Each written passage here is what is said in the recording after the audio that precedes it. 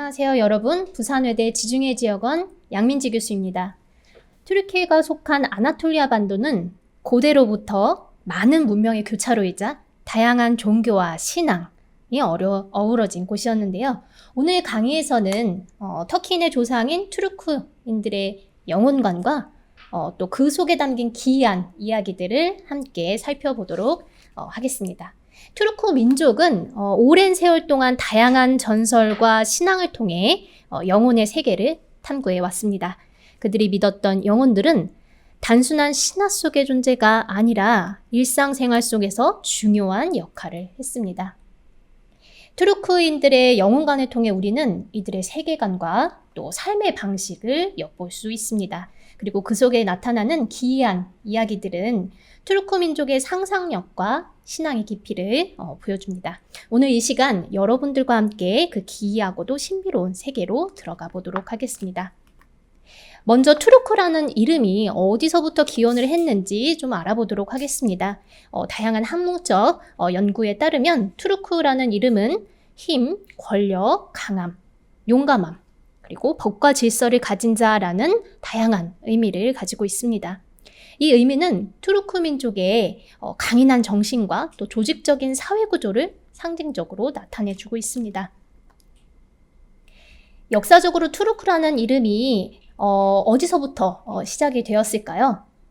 바로 투르크라는 이름을 공식적으로 사용한 첫 번째 국가는 돌걸, 즉 교육투르크, 하늘신을 믿는 사람들이었습니다. 이 국가는 자신들의 힘과 번영을 나타내기 위해서 투르크라는 이름을 채택을 했고 또 이후 여러 세대에 걸쳐서 튀르키예라는 지리적 개념으로 발전을 하게 됩니다. 6세기경에 비잔틴 제국의 기록에서도 튀르키예라는 이름이 중앙아시아 지역을 가리키는 말로 등장을 하기도 했습니다. 이후 9세기와 10세기에는 볼가강에서 중부 유럽까지 이어지는 광대한 지역을 바로 튀르키예라고 불렀고 12세기경에는 우리가 알고 있는 아나톨리아 지역이 현대 튀르키예라는 이름으로 불리게 되었습니다. 여러분, 터키라는 이름에 조금 더 익숙하실 텐데요. 이제 한국에서는 또 전 세계적으로 이제 터키 대신에 튀르키예라고 부르고 있죠. 이 현대 터키인들의 대부분은 투르크계로 추정이 되는데 이들은 아나톨리아 반도에 정착한 오즈 투르크의 후손들이라고 보시면 되겠습니다. 이 투르크 민족들은요, 그 알타이 문화권에 속하고 또 그 뿌리는 멀리 거슬러서 흉노족에까지 거슬러 올라간다라고 볼 수 있겠는데요. 고대 중국의 주서라든지 북사 같은 그런 역사서에 따르면 돌걸족, 교육투르크는 흉노의 별종으로 여겨졌으며 이들의 생활 양식과 습속을 그대로 이어받았다고 기록이 되고 있습니다. 이 돌걸족은 하늘신을 숭배를 하고 전투에서 용맹하게 싸우며 죽음을 두려워하지 않는 등 흉노족과 유사한 그 문화를 가지고 있다고 기록이 되어 있습니다. 주서 2역전에 따르면 하늘신을 섬기던 돌걸족, 이들은 흉노의 별종으로 나오고 있고요. 또 북사에서는 돌걸족이 흉노의 생활 양식과 습속을 이어받았다고 언급되고 있습니다. 이 돌걸족들은 중앙아시아 스텝 지역을 무대로 중국인들과 또 한민족과도 굉장히 이런 정치적 그리고 사회, 문화적인 교류를 지속적으로 해왔는데요. 튀르키인의 조상인 돌걸족은 천신사상, 샤머니즘, 애니미즘, 그리고 토테미즘, 조상령 숭배 등 다양한 전통신앙을 가지고 있었습니다. 이슬람화 이전의 이런 투르크 사회에서는 또 다양한 외래 종교와 신앙과 접촉을 하면서 이들 중 일부를 받아들이기도 했습니다. 예를 들어서 위구르족 같은 경우에는 정착 생활을 시작한 후에 마니교와 불교를 받아들이기도 했고 하자르족 같은 경우에는 유대교를 또 불가르족은 기독교를 수용하기도 했습니다. 이는 투르크 문화가 얼마나 다양하고 복합적인 영향을 받았는지 보여주고 있습니다. 그럼 투르크 문화에서는 영혼을 어떻게 생각을 했을까요? 먼저 이제 비교를 하기 위해서 이 전통신학에서 한국인들의 영혼관에 대해서 잠시 살펴보도록 하겠습니다. 한국에서는 영혼을 단순히 정신적 개념이 아니라 인간의 육체와 또 정신 활동을 가능하게 하는 독립적인 이런 인격적 실제로 보고 있습니다.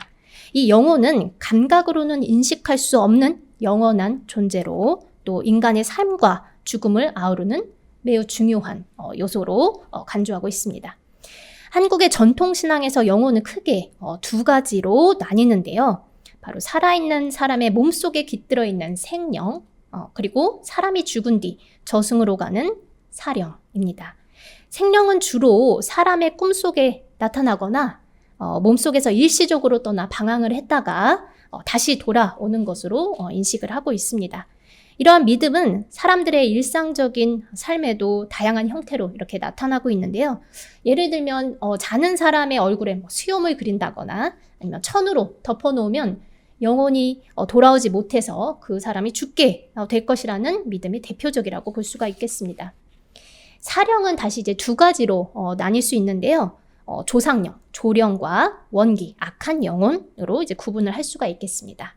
조령은 저승으로 잘 들어간 후에 자손을 보호하고 또 인도하는 그런 좋은 역할을 하는데, 이 반면에 원기, 악한 영혼은요, 생전의 원한이나 그 억울함 때문에 저승에 가지 못하고 이승에 남아 살아있는 사람들을 괴롭히는 아주 악한 영혼이라고 볼 수가 있겠습니다. 이 원기는 조상령과 달리 인간에게 재앙을 가져오고 또 병을 일으키는 그런 존재라고 여겨지고 있습니다. 그래서 한국 무속신앙에는 이러한 악령을 잘 달래서 저승으로 보내는 굿이나 의식이 매우 발달한 것을 볼 수가 있는데요. 예를 들어서 진호기굿이라든지 오구굿, 식인굿 이런 것들이 그 원기의 원한을 풀고 이들을 저승으로 잘 인도를 하는 그 중요한 무속 의식이라고 볼 수 있겠습니다. 이런 의식은 단순히 그런 종교적인 행위가 아니라 악령과 인간 사이에 그런 갈등을 해결을 하고 공동체의 안녕을 지키는 중요한 사회적 역할을 했다고 볼 수가 있겠습니다. 또 한국의 영혼관에는 영혼이 인간과의 관계에서 그 이중적인 성격을 띠고 있다라고 볼 수가 있겠는데요. 조상령, 그러니까 조령은 인간의 도덕적인 생활을 강화하고 그들을 보호하는 긍정적인 역할을 하고 있지만, 원기와 같은 그 악령은 인간에게 희생을 요구한다거나 재앙을 가져오는 이런 부정적인 역할을 하고 있습니다. 이 흥미로운 점은 이러한 선령과 악령의 구분이 한국인들의 그 영혼관에서는 엄격하게 나타나지는 않다라는 겁니다. 때로는 그 선한 그 영혼이 악령으로 변하기도 하고 또 반대로 악령이 선한 그 영혼으로 변하기도 합니다. 이런 것은 한국인의 영혼관이 단순히 선과 악으로 나뉘는 이분법적인 관점이 아니라 인간의 행동과 영혼의 상태에 따라서 그 유동적인 관계를 가지고 있다는 것을 잘 보여주는 그런 예시라고 볼 수가 있겠습니다. 그러면 이제 투르크 영혼관에 대해서 한번 살펴보도록 하겠습니다. 투르크인들은 오랜 세월 동안 영혼이 모든 생명체에 깃들어져 있다라고 믿었습니다. 이들은 영혼을 단순히 생명의 그 원천이 아니라 인간의 정신적, 영적 구조를 이루는 핵심적인 요소로 여겼습니다. 그래서 영혼이란 투르크인들에게 있어서 삶을 영위할 수 있는 그 힘의 본질이라고 여겼으며, 육체와는 다른 그 비물리적이고 추상적인 개념으로 이해됐습니다.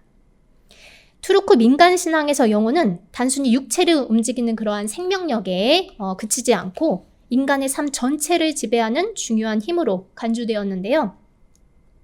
영혼은 육체에 속해 있지만 육체적인 존재가 아니라 일종의 기의 종류다라고 봤어요. 그리고 인간의 존재와 삶을 규정하는 가장 그 본질적인 요소라고 인식을 했습니다. 따라서 영혼은 투르크인들에게 있어서 목숨, 삶, 숨, 본질, 정수와 같은 의미를 내포하고 있으며 인간의 존재 그 자체를 상징을 하기도 했습니다. 투르크인들은 영혼을 단순히 이제 신체와 분리된 것으로 보지는 않았습니다. 오히려 영혼이라는 것은 인간의 삶과 행동에 깊이 뿌리내린 존재로서 삶의 모든 순간 영향을 미치는 중요한 요소로 인식을 했고요. 이러한 영혼관 때문에 투르크인들의 그런 일상생활뿐만이 아니라 이들의 종교적인 의식이라든지 전통에도 굉장히 깊게 반영이 됐다라고 볼 수가 있겠습니다.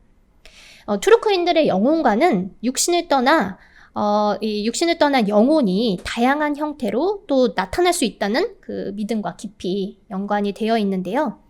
이들 영혼은 죽음 이후에도 사라지지 않고 동물이라든지 물건에 깃들어서 다시 나타날 수 있다라고 여겼어요. 그래서 이러한 믿음이 투르크인들이 사후 세계를 어떻게 이해했는지 보여주는 그런 중요한 단서가 된다고 우리가 볼 수가 있습니다. 특히 투르크인들은 이승을 떠난 영혼이 앞서 말씀드렸다시피 동물이나 특정 물건에 깃들어서 이승과 저승을 오가는 존재로 변할 수 있다고 설명이 드렸는데요.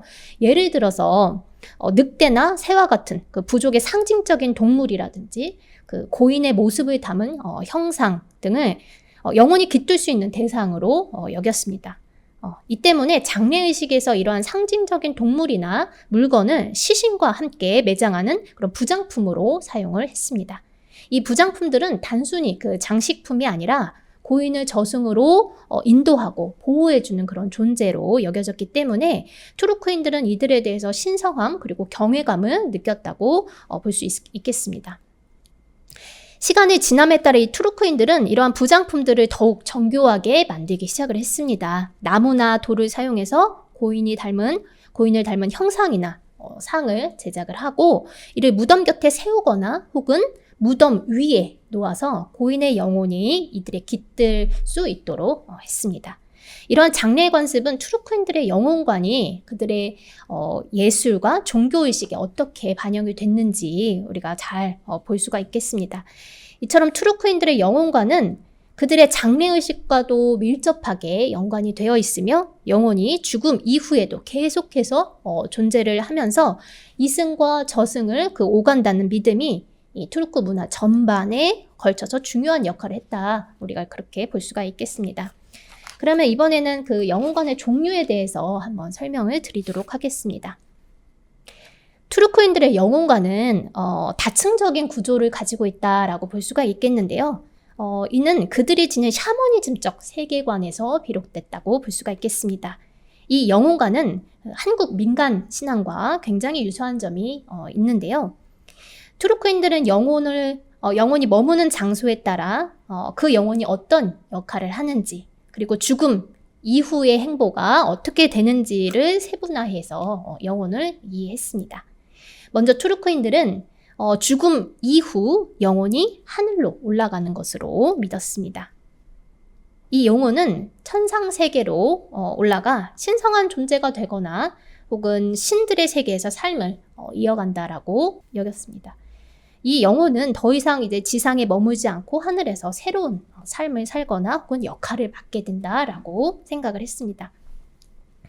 두 번째로 이제 무덤에 남는 영혼을 믿었는데요. 이 영혼은 육체와 함께 무덤에 남아 있으며 고인을 지키고 그 무덤을 보호하는 역할을 합니다. 한국에서도 이러한 육체혼에 대한 믿음이 있는데요.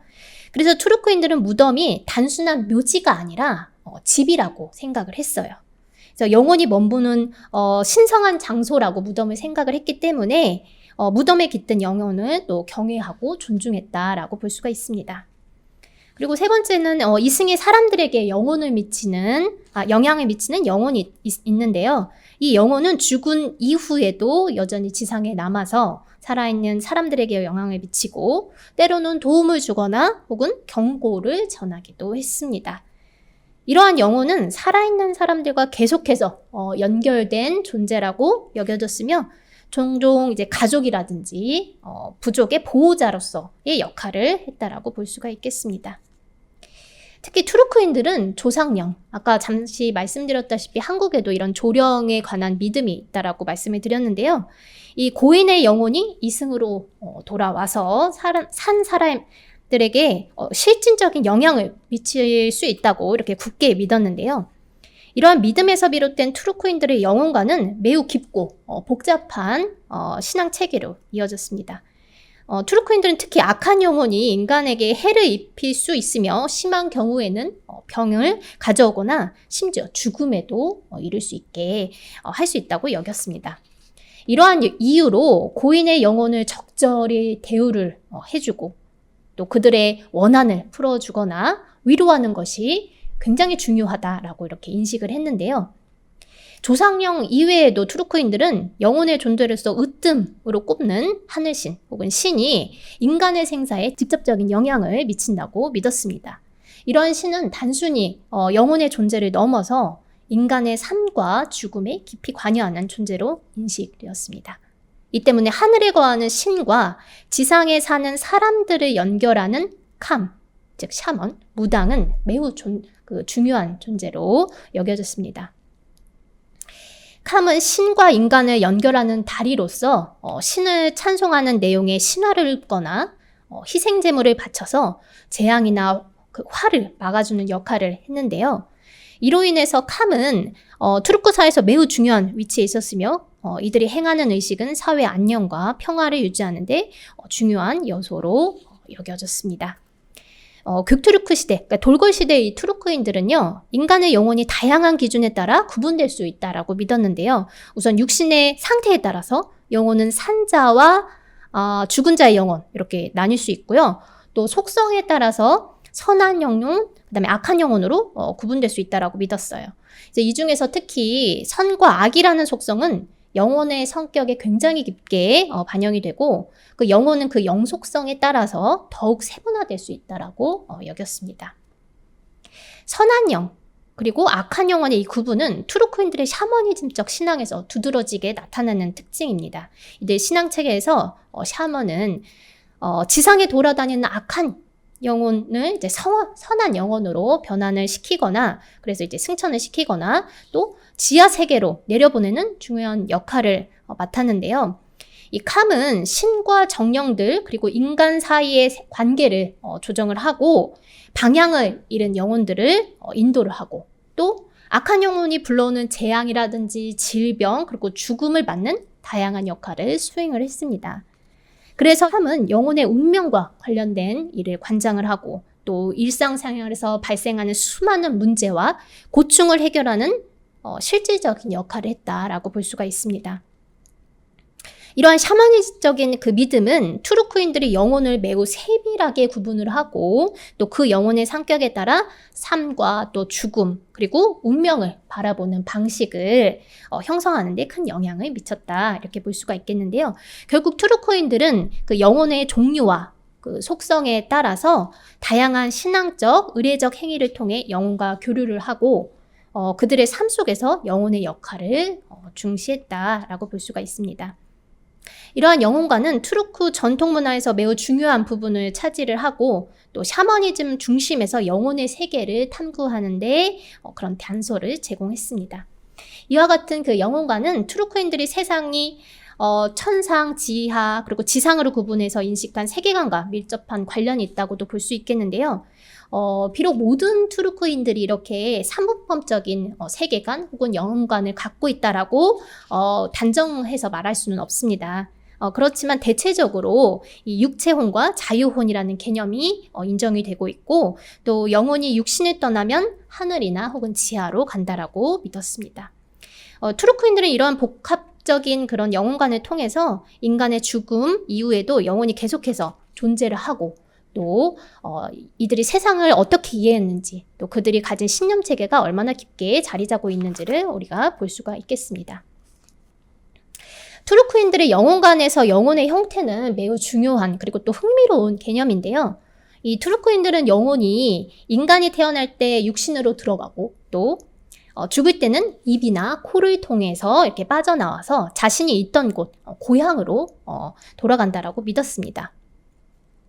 이 과정에서 영혼이 완전히 육신에서 분리되는 것이 바로 우리가 죽음이라고 생각할 수 있는데요.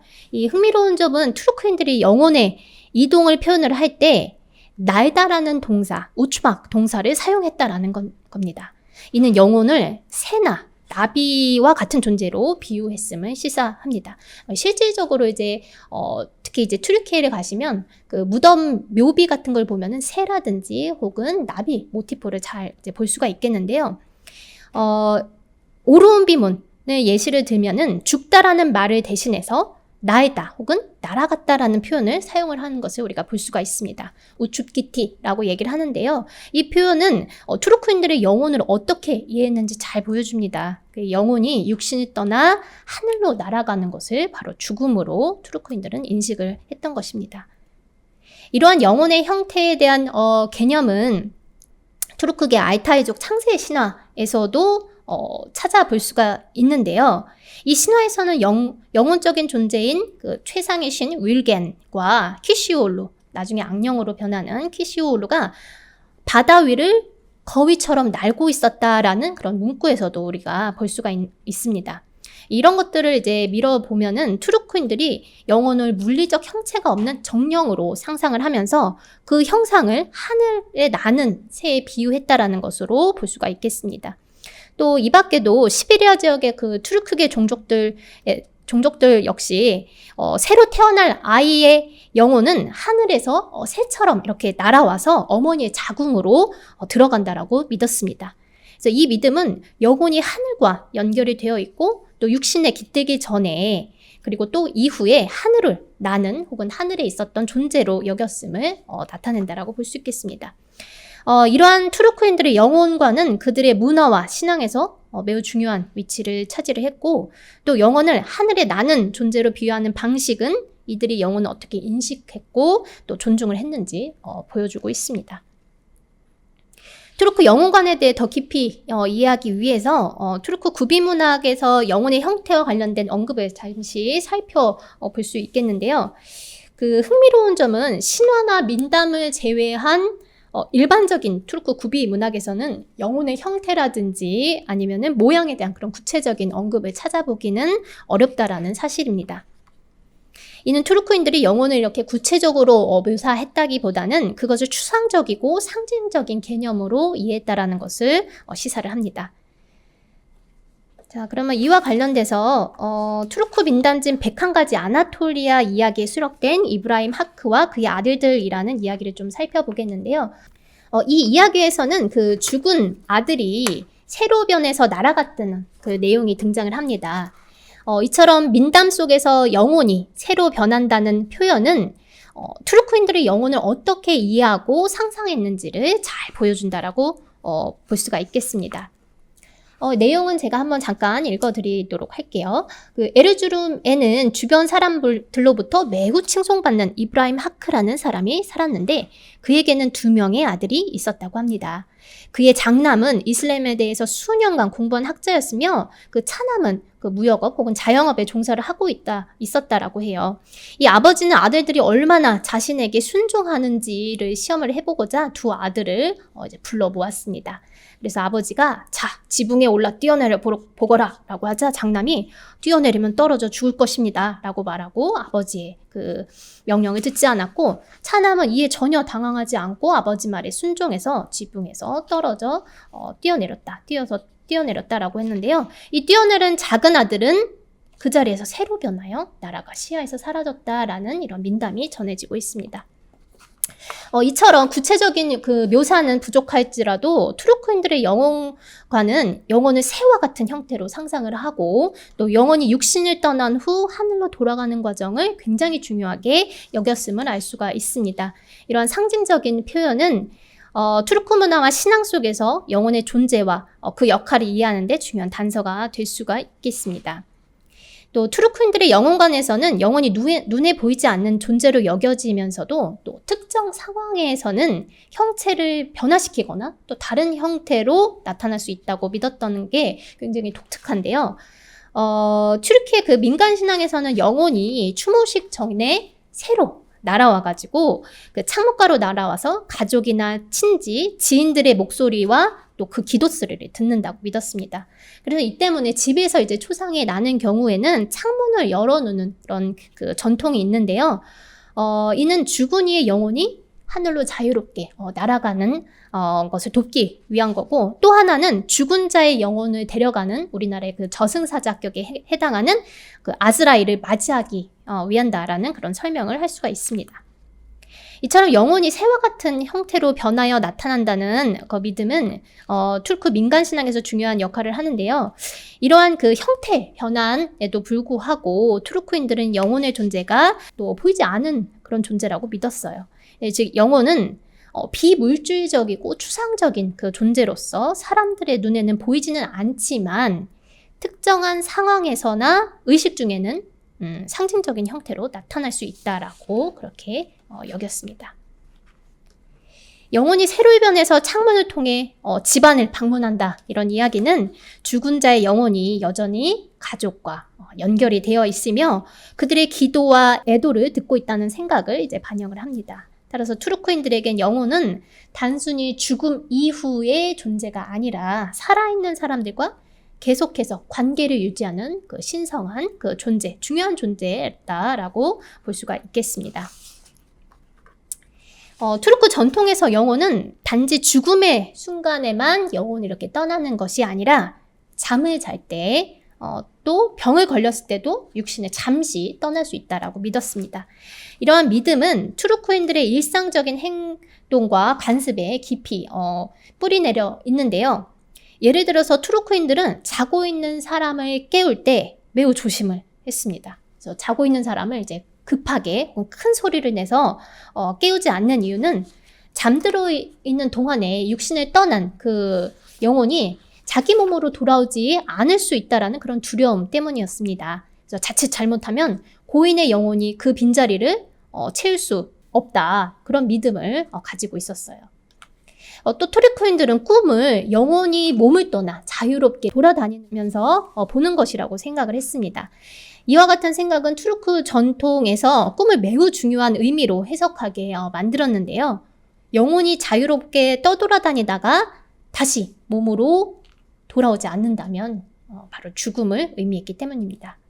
그래서 꿈을 작은 죽음이라고 불렸습니다. 이런 표현은요, 투르크 영웅설화인 데데콜투 키타브에서도 발견이 됩니다.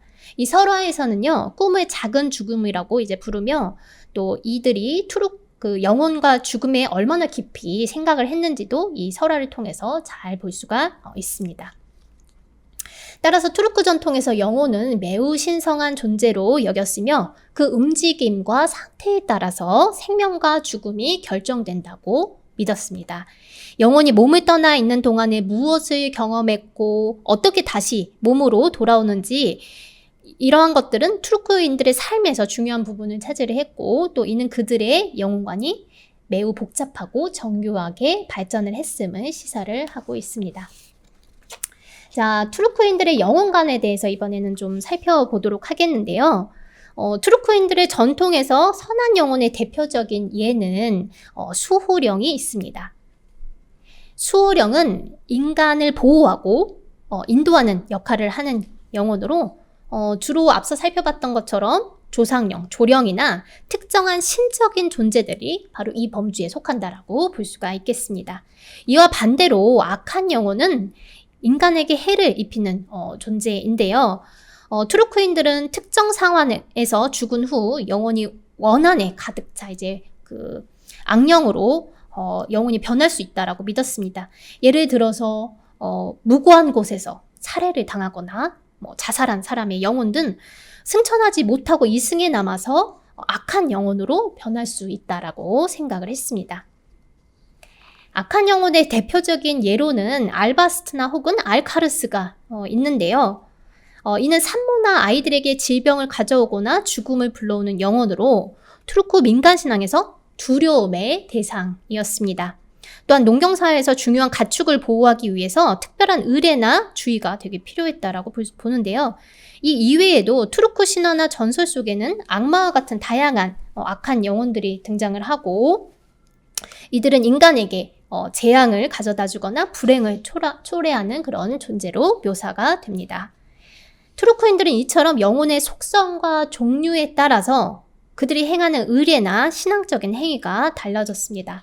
악한 영혼의 영향으로부터 자신들을 보호하고 또 이들의 삶을 지키기 위해 다양한 주술적 또 의례적인 행위가 발달했으며 이를 통해서 영혼의 세계와 인간의 세계를 연결하는 중요한 문화적, 종교적 구조를 형성을 했습니다. 초기 괴투르크, 돌걸 제국에서는요, 영혼이 승천할 수 있는 자격이 굉장히 제한적이다라고 봤는데요. 주로 영웅이나 왕과 같은 그런 그 지배계층의 영혼만이 하늘로 승천을 할 수 있다라고 믿었습니다. 이는 그들이 특별한 자격을 가진 그런 존재다라고 인식을 했기 때문인데요. 시간이 지남에 따라서 일반 그 민중들의 영혼도 승천을 할 수 있다라는 것을 이제 믿기 시작을 했습니다. 다만 일반 민중들이 영혼을 이제 승천을 하기 위해서는 특정한 조건이 필요했다라고 믿었는데요. 이 조건 중에 하나는 죽음 당시 원한이나 분노 같은 그런 부정적인 감정을 지니지 않아야 한다는 것이 그 조건이었습니다. 다시 말해서 그 자연적인 죽음이 이루어져야만 영혼이 하늘로 승천할 수 있다라는 믿음이었습니다. 그래서 살해라든지 사고 등으로 갑작스럽게 생을 마감한 이들의 영혼은 이승에 남아서 미련을 갖고 있거나 원한에 사로잡혀서 승천하지 못하고 악한 영혼으로 변할 가능성이 있다라고 여겼습니다. 이러한 신앙은 투르크인들의 영혼관에 깊이 뿌리내려 있으며 이는 투르크 사회에서 죽음을 둘러싼 다양한 의례와 관습에 반영이 되어 있습니다. 영혼이 평화롭게 승천을 할 수 있도록 하는 이러한 그 의례들은 투르크 사회에서 중요한 역할을 했으며 이를 통해 영혼의 평안을 기원하고 남은 이들의 삶에 긍정적인 영향을 미치기를 기원을 했습니다. 투르크계 종족들 사이에서도 그 영혼관은 굉장히 다양한 모습으로 나타나는데요. 각 종족들은 자신들만의 독특한 신앙 체계를 통해서 영혼의 존재와 그 여정을 이해했으며 이는 투르크 민속 신앙의 복잡성과 다층성을 보여줍니다. 그래서 투르크 사회에서 죽음과 삶의 깊이를 이해하는데 이런 것들이 굉장히 큰 단서로 작용을 하고 있습니다. 자, 이번에는 기이한 이야기를 한번 해보도록 하겠습니다. 그래서 투르크 민속에 등장하는 대표적인 악령들 그리고 그 존재들에 대해서 설명을 해드리겠습니다. 카라콘콜로스는 투르크 민속에서 겨울철 밤에 나타나는 흉악한 도깨비이자 악령인데요. 사람들을 혼란스럽게 하고 굉장히 괴롭히는 이런 존재로 알려져 있습니다. 특히 겨울의 가장 혹독한 시기인 그러니까 한파가 몰아치는 시기에 주로 활동을 한다라고 전해지고 있습니다. 전승 지역으로는 주로 아나톨리아 동부 지역에서 이야기가 전해지고 있고요. 그런데 이 지역 사람들은 단순히 카라콘콜로스가 그 전설로만 여겨지지 않고 있습니다. 오히려 이들은 이 악령이 실제로 존재를 하고 또 겨울철 밤에 나타나 인간을 속이거나 해를 입힐 수 있다라고 그렇게 믿고 있습니다. 카라콘콜로스는 때로는 이제 질문을 던져서 사람들을 혼란에 빠뜨리기도 하고 또 길을 잃어버리게 하거나 또 잘못된 선택을 하도록 유도를 하기도 합니다. 이 카라콘콜로스는요, 마녀와 비슷한 그런 성격을 가지고 있는데요. 특히 이 질병을 퍼뜨리는 능력을 가지고 있다라고 전해집니다. 또 방치된 음식, 그러니까 그런 탁자라든지 이런 데 놓여져 있는 그 음식에 침을 뱉거나 소변을 봐서 질병을 퍼뜨리기도 하고 깊이 잠든 사람을 거리로 불러내서 이제 얼어 죽게 만들기도 한다라고 믿어지고 있습니다. 투르크 문화에서 굉장히 유명한 여행 작가인 에블리아 첼레비도 그에 져서 셰이트나메에서 카라콘콜로스 언급을 했고요. 또 일부 지역에선 이 악령은 1월의 첫 12일 동안 가장 추운 시기에 나타난다라고 이렇게 전해지고 있습니다. 이 카라콘콜로스는 바다에서 강력한 폭풍과 함께 나타난다라고 이야기가 전해지는데요. 또 이로 인해서 어부들은 바다로 또 나아가기 두려워한다라고 이렇게 전해지고 있습니다. 이 폭풍은 약 일주일 정도 지속된 후 육지에서도 그 영향력을 이제 발휘하기 시작한다라고 믿어졌습니다. 모습을 잠깐 보시면은요, 주로 이제 어두운 색을 띠고 있고 굉장히 추한 그리고 사람들에게 두려움을 유발하는 외모를 가지고 있다라고 볼 수가 있는데요. 이 카라콘콜로스는 겨울철 밤에 돌아다니면서 길 가던 사람에게 어디에서 왔느냐 이런 비슷한 질문을 3가지 정도 이제 하는 것으로 묘사가 됩니다. 그래서 이 대답에 검은색, 카라라는 그 단어가 포함되지 않으면 사람들을 공격을 하거나 해를 입히거나 또 죽음에 이르게 한다라고 믿어집니다. 또 그래서 이러한 이유로 사람들은 이 카라콘콜로스의 질문에 대비해서 항상 검은색, 카라라는 단어를 포함한 그런 답변을 준비했다라고 합니다. 이 사람들이 이 카라콘콜로스로부터 이제 보호를 받기 위해서 사탕물을 삶아서 문턱에 이렇게 문지르거나 깊이 잠이 든 사람이나 혹은 산모에게 사탕물을 살짝 이렇게 먹이는 방법들을 사용을 했다라고 합니다. 또 밤에는 가정집에 불을 끄지 않거나 또 향이 나는 약초를 태우기도 했다라고 전해지는데요. 이 악령으로부터 보호하기 위한 또 전통적인 방법으로는 겨울 동안 그 집에 있는 그 빛을 감추는 것이 있다라고 합니다. 이 빛을 감추지 않으면 카라콘콜로스가 집에 들어와서 이렇게 사람들에게 해를 입힌다라는 그 믿음이 전해지는데요. 여기 사진에서도 보시다시피 오른쪽 사진에 카라콘콜로스가 이제 빛을 이제 들고 있는 것을 볼 수가 있는데요. 이런 믿음은 카라콘콜로스가 이 빛과 같은 그런 사람들이 사용하는 일상적인 그 물건을 통해서도 이런 그 해를 입힐 수 있다라는 그런 두려움을 반영을 하고 있다 볼 수가 있겠습니다. 카라콘콜로스가 전송되는 지역이 바로 아나톨리아 반도에 위치해 있는 이 튀르키예 그 중앙 아나톨리아 기준으로 동부 지역이라고 말씀을 드렸는데요. 이 지역에 속한 에르즈룸 시에는 지난 2011년 동계 유니버시아드가 개최될 만큼 눈이 굉장히 많이 내리는데요. 기본 80cm부터 1m가 기본적으로 내리는 눈의 도시라고 볼 수가 있습니다. 또 이 동부 지역에 위치한 비틀리스시는 전 세계에서 눈이 가장 많이 내리는 도시 가운데 9위를 차지하기도 했습니다. 이처럼 카라콘콜로스는 겨울철 자연 현상과 민속 신앙이 결합된 그 결과물로 해당 지역의 자연 환경과 역사적인 배경을 반영하고 있다라고 볼 수가 있습니다. 카라콘콜로스는 주로 겨울철의 어둠과 추위를 상징을 하고 또 이로 인한 인간의 불안과 또 두려움을 반영한 존재로 자리를 잡았습니다. 각 문화에서 이 존재가 조금씩 다르게 이제 묘사가 되고 있지만 공통적으로 인간을 속이거나 혼란에 빠뜨리기도 하며 이로 인해 사람들에게 경계심을 불러일으키는 그 역할을 하고 있다라고 볼 수가 있겠습니다. 따라서 이 콘콜로스의 어원 혹은 문화적인 배경은 각 지역의 전통과 역사 그리고 자연 환경을 반영한 복합적인 요소들로 이루어져 있으며 이를 통해 다양한 전설과 이야기가 전해져 내려오고 있습니다. 자, 두 번째는요, 이 알카르스인데요. 이 알카르스는 터키와 중앙아시아, 튀르키예와 중앙아시아 전역에 전해 내려오는 전통적인 민속 신화의 한 축을 담당하는 굉장히 중요한 역할을 하고 있습니다. 이 악령은 주로 새로 갓 출산한 여성 산모들과 이들의 신생아에게 해를 끼치는 것으로 알려져 있습니다. 이 전설은 아주 오랜 시간 동안 여러 세대를 거쳐서 이제 형성이 됐는데요. 투르크 문화권의 다양한 지역에서도 조금씩 다른 이름과 그 특성으로 나타나져 있습니다.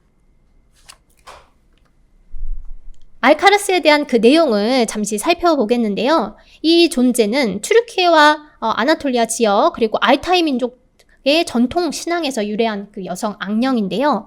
그 산후조리 중인 산모와 아이에게 위험을 끼치는 존재라고 말씀을 드렸습니다. 그 알카르스는 특히 샤머니즘적 요소가 결합된 믿음인데요. 이 악령은 산모와 아이의 간을 노리는 존재로 묘사가 되고 있습니다. 보호를 위해서는 산모를 혼자 두지 않고 방에 불을 켠다거나 그 빛을 계속 켜두고 머리맡에 꾸란이라든지 이런 것들을 두기도 하고요. 또 얼굴을 붉은 천으로 덮는 등의 방법이 사용이 되고 있습니다. 이 알카르스는 터키 민속에서 중요한 위치를 차지를 하는데요. 그래서 이 산후조리족인 그 산모와 그리고 또 가태하는 아이와 관련된 그 민속이 굉장히 많이 발달되어 있습니다. 여기 사진에서도 보시다시피 이 여성형 악령은 붉은 옷을 입고 또 추악한 외모를 가진 여성 악령으로 묘사가 되고 있습니다. 알카르스는 터키, 아제르바이잔, 중앙아시아의 투르크 민속에 나타나는 대표적인 여성형 귀신인데요. 산모와 아이뿐만이 아니라 말의 갈개를 닦거나 또 말에 올라타서 밤새도록 이제 기진막진하게 괴롭히는 존재라고 알려져 있습니다. 또 재미난 것은 남성을 두려워해서 집안에 남자가 있을 때는 나타나지 않는다라고 전해지고 있습니다. 그래서 특징을 보시면 새로 만들어진 것이나 대장장이를 무서워하기 때문에 바늘이나 작은 옷핀을 옷에 달아두거나 또 이런 작은 옷핀을 알카르스의 옷에 달게 되면 잡을 수 있다라고 믿어집니다. 또 액마기에 의미가 있는 붉은 천을 머리에 쓰면 이 여성령 악령인 알카르스를 쫓을 수 있다라고 믿어지고 있습니다.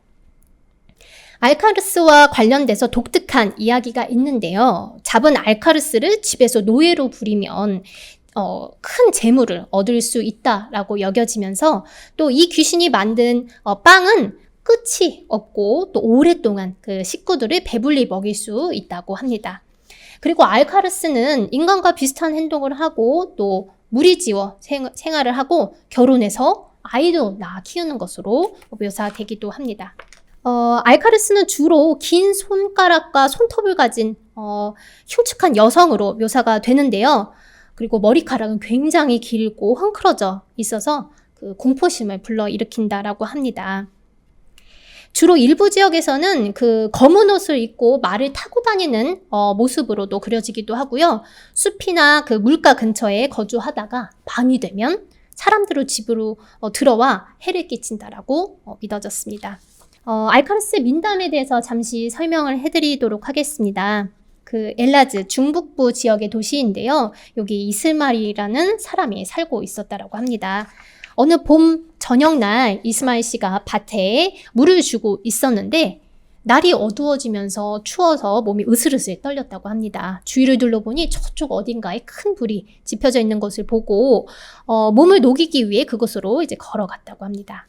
다가가 보니 펼쳐진 광경에 두 눈이 휘둥그레졌어요. 거기에는 알카르스가 임산부의 간을 빼내어 요리를 하고 그 아이들과 함께 먹고 있었던 것이었습니다. 남자는 적당한 곳에 몸을 숨기고 그들을 몰래 훔쳐보기 시작했습니다. 알카르스와 아이들은 간을 먹고 또 먹고 있었습니다. 아이들은 좀처럼 배가 찼지 않았고 간도 거의 다 떨어져 가고 있었다고 합니다. 그래서 알카르스의 아이들이 엄마 간 더 없어요? 라고 묻자 알카르스는 지금은 그냥 자렴.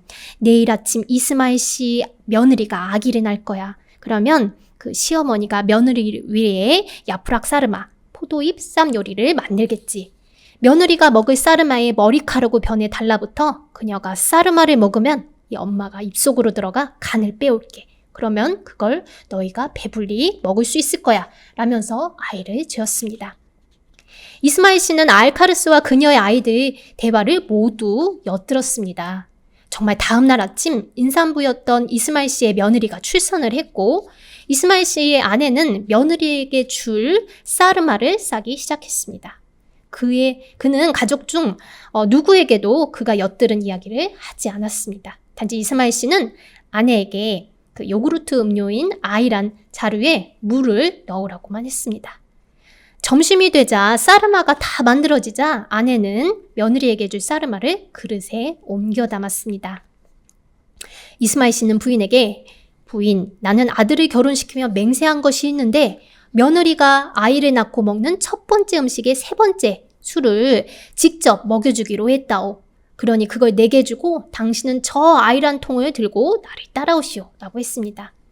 부부는 며느리 방으로 갔습니다. 이스마일 씨는 며느리에게 사르마를 이제 먹여주기 시작했습니다. 한 술, 두 술, 세 술을 떠먹일 참에 이스마일 씨는 가져온 아이란 자루에 세 번째 사르마를 넣고는 끈으로 꼭 동여 맸습니다. 이윽고 아이란 자루가 부풀어 오르기 시작했습니다. 부풀고 부풀다가 마침내 펑 하는 소리와 함께 자루가 터지고 말았습니다.